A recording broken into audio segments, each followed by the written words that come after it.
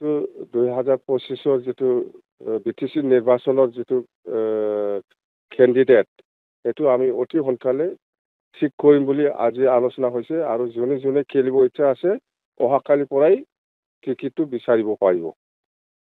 আৰু ফিজটো 2 লাখ চেকত দিব লাগিব। এইটো কেছ টকা নহয়, বাই চেক আমাৰ দলত মানে ডনেশ্যন দিব লাগে, যোনে যোনে কেণ্ডিডেট বিচাৰিছে।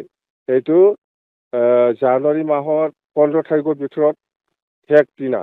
ইয়াৰ ভিতৰত যিসকলে ইলেকশ্যন খেলিব বিচাৰিছে BPF দলৰ হৈ, এইটো জানুৱাৰী 15 তাৰিখৰ ভিতৰত কিবাটো এপ্লিকেশ্যনটো দিব পাৰিব। ইয়াৰ পিছত নোৱাৰিব আৰু। নাই, আগতো লৈছে। আগত 1.5 লাখ আৰু MLA বিলাক 5 লাখ এনেকুৱা ডনেশ্যন লয়। আগত 1.5 লাখ আছিল MCLA-টো। ইয়াৰ আগত লোৱা নাছিল আমি। প্ৰথমবাৰ হৈছে যোৱা 2020-ত, এইবাৰ ছেকেণ্ড।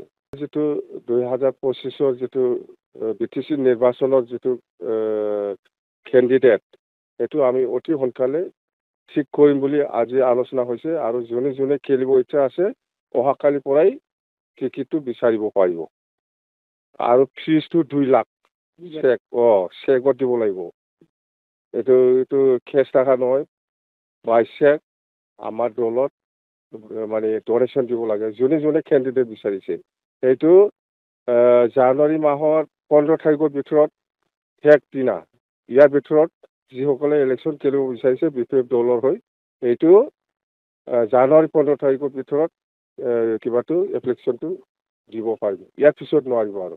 নাই, আগতো লৈছে। আগত 1.5 লাখ আৰু MLA-বিলাক 5 লাখ এনেকুৱা ডনেশ্যন লয়। আগত 1.5 লাখ আছিল MCLA-টো। ইয়াৰ আগত লোৱা নাছিল আমি। প্ৰথমবাৰ হৈছে যোৱা 2020-ত, এইবাৰ ছেকেণ্ড।